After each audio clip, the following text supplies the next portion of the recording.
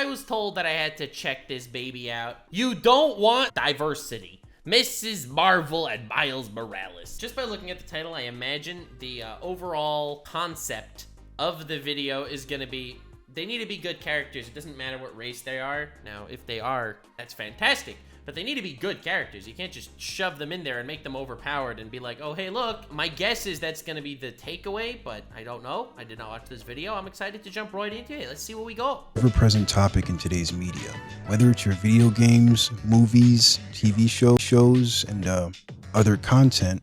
Let's go! A fellow Rule 34 enthusiast. Nasu, I don't know who you are, but I respect you tremendously. You're very likely to see people of different creeds and colors, especially so in recent years. Many industries have made incredible leaps in representing groups with little to no media presence, or whose past portrayals have been questionable. With the global popularity of some franchises, it's obvious that people from a broad range of different backgrounds will be consuming that media. And the fact that more people get to feel included is great. One such franchise is the Marvel Cinematic Universe. Must be an honor for him to be reacted to by the Rule 34 guy. Don't you dare call me the Rule 34 guy. That is not my legacy. And with Ms. Marvel having aired its final episode just a couple weeks ago, Phase 4 has been So bad. the MCU's most diverse phase yet. Yeah, but technically Phase 4 was also the MCU's worst phase yet. And that's something to be celebrated, right? Well, no, not exactly. Let's take a step back from Marvel. On the surface, diversity may seem like a simple thing to achieve. You have a story full of white men, just reboot it and replace them all with literally anything else. Damn, that is so not a good way to make a diverse cast. Black Panther takes place in Africa, so that's fantastic, you know? That's great. But just replacing white characters with, you know, black characters that have the same name is like, but why, bro? Disney's Little Mermaid, black. Johnny Storm, black. Aquaman, Hawaiian. It's genius. You just take your Caucasian character, do a little bit of this and a little bit of this, and congratulations. Oh my god, this is so bad. No! Mastered inclusivity. As stupid as this sounds, this is actually something that's done very, very often. And sometimes it works, but most of the time, it doesn't. Race swapping is the absolute laziest way to diversify a cast of characters. Taking an existing character and altering little else besides the way that they look completely misses the point of diversity. I would agree. Physical appearance I think this is a good take. is just one of many factors that give people their unique identity. They also have their own cultures, perspectives, and experiences. I don't care if the Slayer from Doom is white, black, or fucking purple. He's still not going to be relatable. Damn. id Software could announce to When I saw Spider-Verse, like, the amount of, like, attention to detail it was to, like, that Brooklyn culture, that was so cool. That was so great. tomorrow that for their next game, they're going to make Doom Guy look like Idris Elba. I wouldn't give two shits. Ripping and tearing through an onslaught of demons from hell is hardly what I would call the black experience. Damn, son. Oh my god.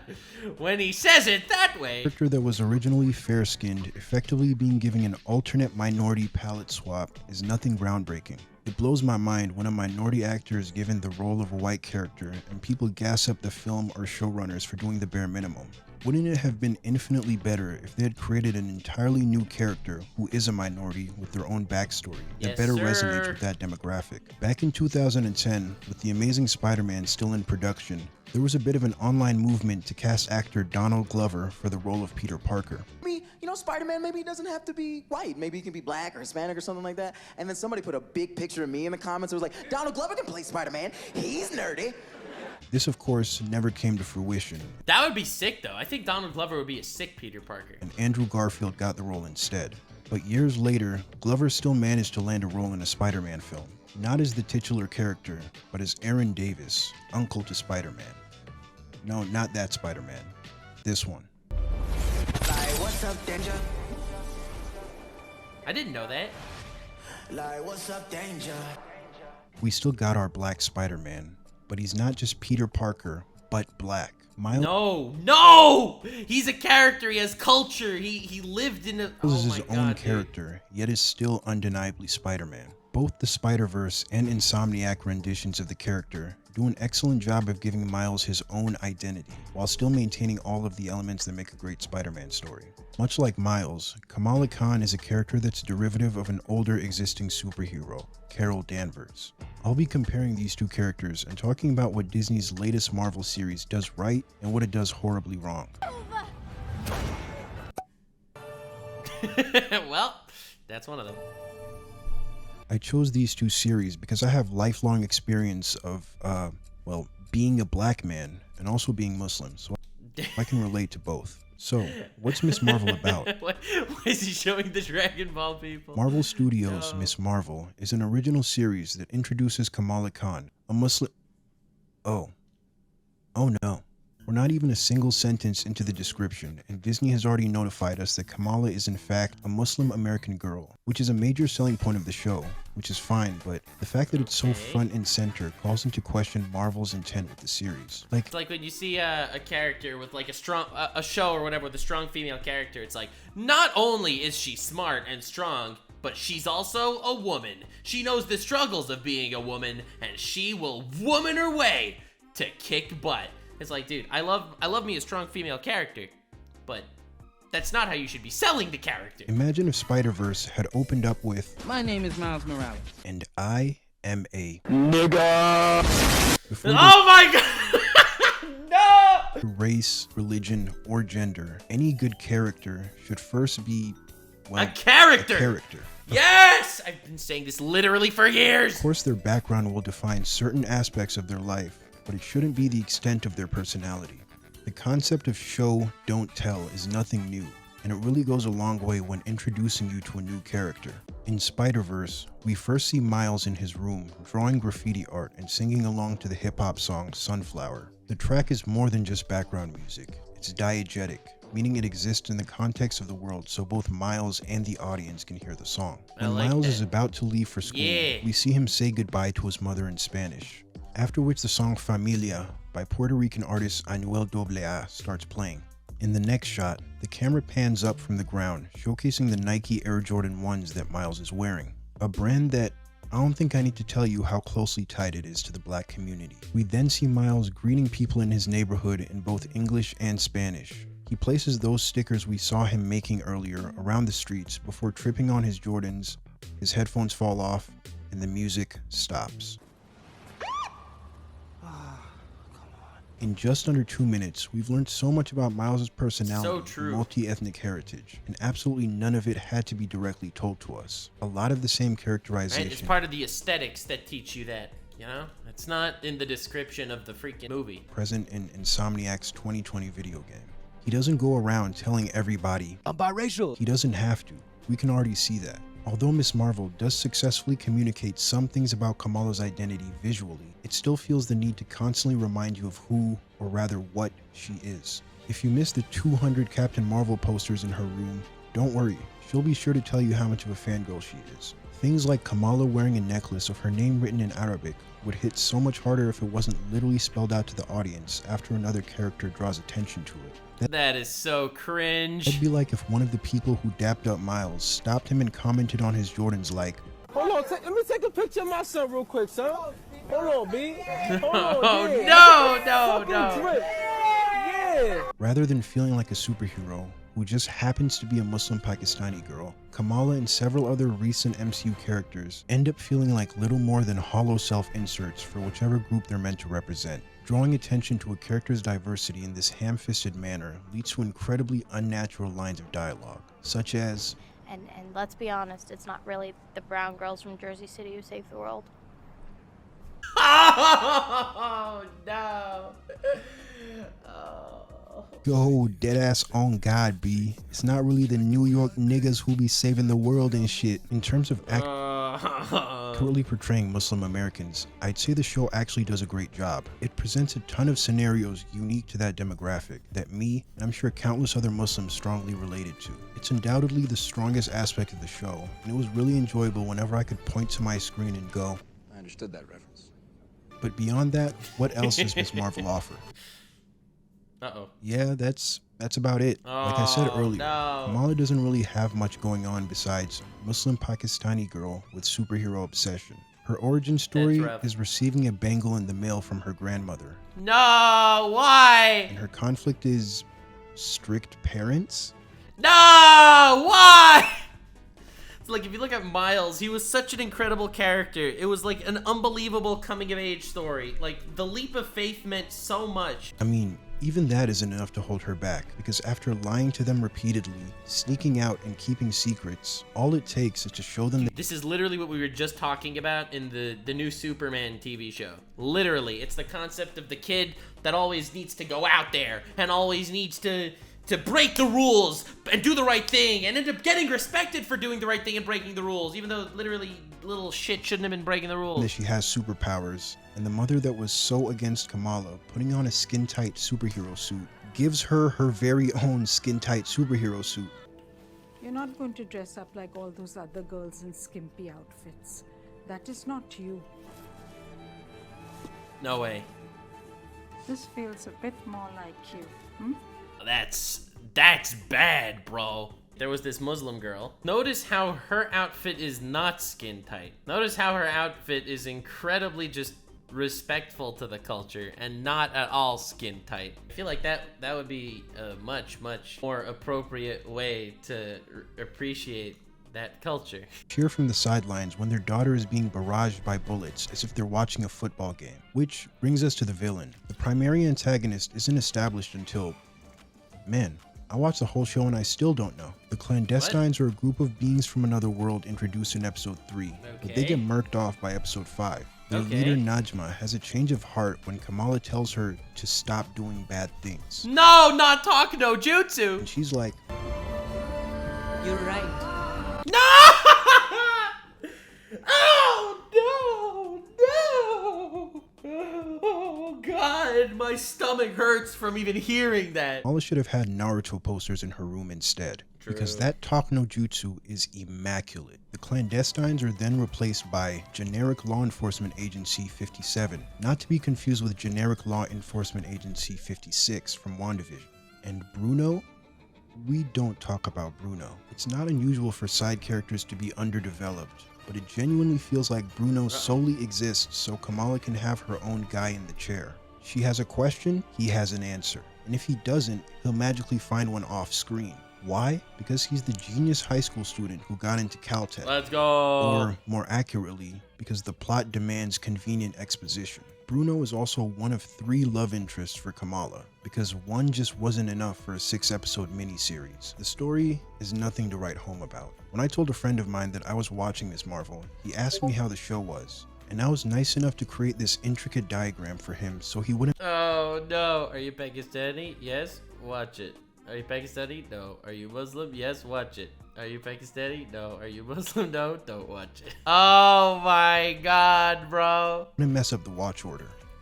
If you are not the intended demographic for Miss Marvel, there is absolutely nothing for you here, which is fine. Not everything has to appeal to everyone, but even I myself, as part of that demographic, believe that beyond all the hashtag relatable references, there's little substance to the story. But I can't deny the power that representing a minority group has. When I first saw Black Panther in theaters and heard my native tongue being spoken in a Hollywood film, I lost my shit. It was a surreal experience that I never in a million years would have imagined happening. But once the dust settled and the rose-tinted glasses came off, I just found myself wishing that the movie that scene was attached to had a better narrative. Yeah. Being represented is one thing. Being well represented is another. Setting the bar at just including XYZ group leads to garbage like this. Snowflake and Safe Space are the twins, and their names are very similar. Oh, I remember this! The new Marvel heroes that they were releasing. Oh my god, they're Snowflake and Safe Space, and they have telepathic powers. To screen time. It's this idea that these are terms that get thrown around on the internet that they don't see as derogatory. To take those They've embraced the fact that they are Snowflake. That is what makes them so special. words and kind of wear them as badges of honor. Snowflake is non-binary and goes by they, them. Snowflake has the power to generate individual crystallized snowflake-shaped shurikens. Companies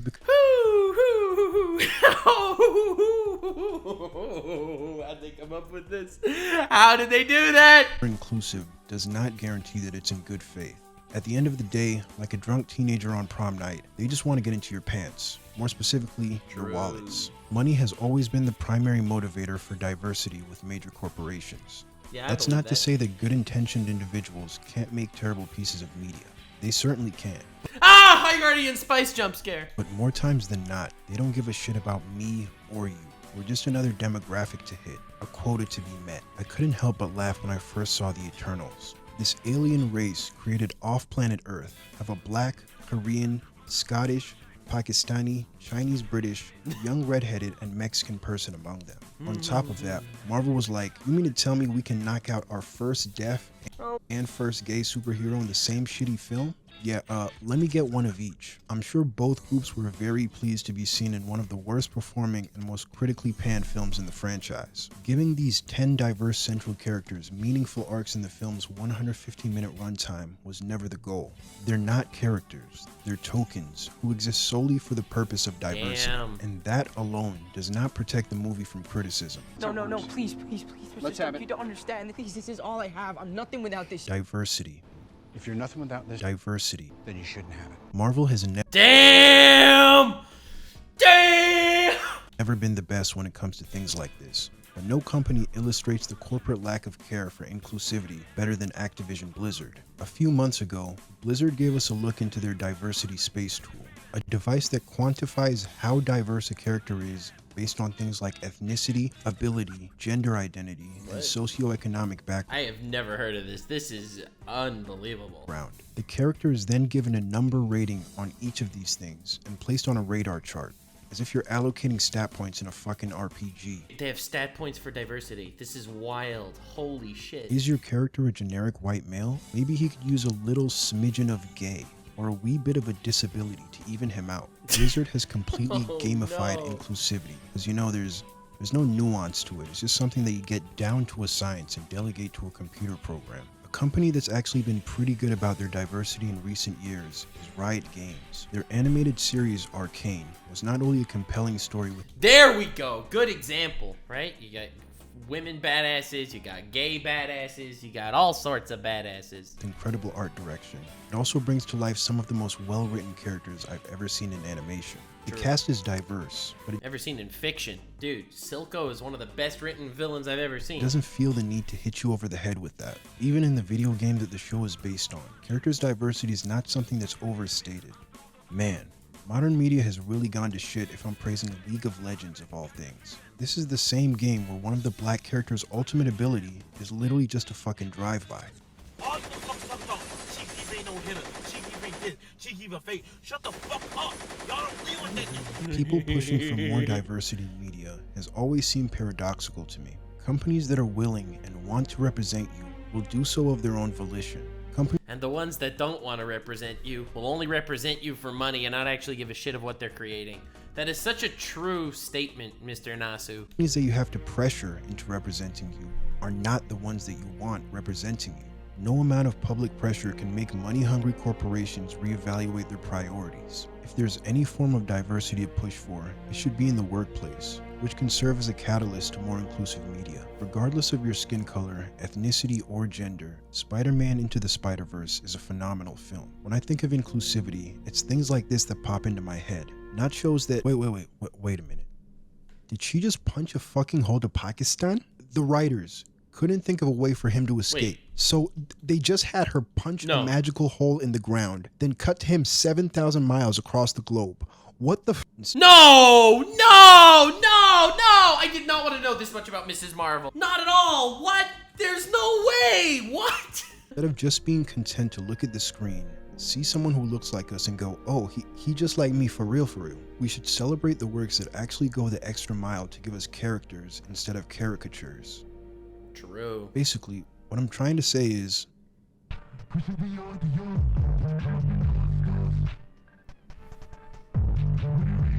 this video was made possible by me. Subscribe. Damn. That was a good video, actually. I really liked it. My man here did a good job here with this video. Not gonna lie. I think he did a good job. I like this video. Like, subscribe, and follow me on Twitch. Stay weird, fam!